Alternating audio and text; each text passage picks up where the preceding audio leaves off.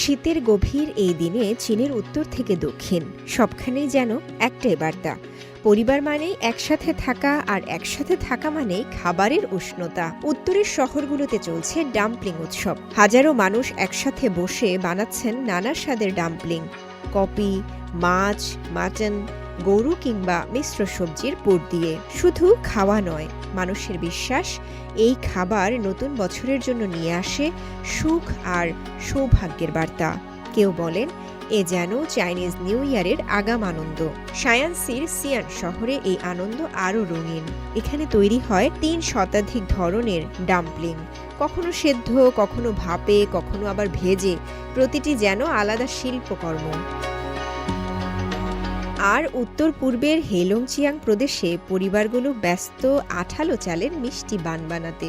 প্রতিবেশী, আত্মীয় সবাই মিলে গল্প করতে করতেই তৈরি হয় এসব মিষ্টি। সেদ্ধ হয়ে গেলে রাখা হয় বাড়ির বাইরে। প্রকৃতির হিম তাপমাত্রায় এগুলোকে সংরক্ষণ করে শীত জুড়ে। সিংহাই প্রদেশে শীতের স্বাদ মানে গরম ধোঁয়া ওঠা ভেড়ার মাংস। কোনো জটিল মশলা নেই, শুধু তাজা, মৌসুমি আর স্বাদের অদ্বিতীয় পরিপূর্ণতা। স্থানীয়দের বিশ্বাস এই সময়ের ভেড়ার মাংসই সবচেয়ে সুস্বাদু। তংচি বা শীতের অয়ন উৎসব মানে দক্ষিণ চীনে অন্যরকম আনন্দ। ফুচিয়ানে এই সময় কেটে থাকে আখের মিষ্টি বানানো দিয়ে। ঘণ্টার পর ঘণ্টা আখের রস জাল দিয়ে তৈরি হয় বাদামি রঙের ঐতিহ্যবাহী ক্যান্ডি, খাস্তা মিষ্টি, আর এগুলো মুখে দিলেই গলে যায়। শুধু তাই নয়, দক্ষিণে এই দিনের আরেক প্রতীক থাং ইউয়ান, মিষ্টি আঠালো চালের বল। মানুষ বিশ্বাস করে এই মিষ্টি শুধু পেট ভরে না, ভরে দেয় সামনে আসা দিনের জন্য মিষ্টি আশা আর শুভকামনায়।